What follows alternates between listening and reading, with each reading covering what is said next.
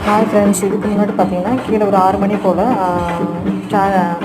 6 மணிக்கு தான் கோயில் வெட்டி யானை ஊர்வலம் மாதிரி கொண்டு வந்தாங்க. அப்போ பார்த்தீங்கன்னா ஒரு ஈவினிங் சாயந்தரம் போல தான் பார்த்தோம்.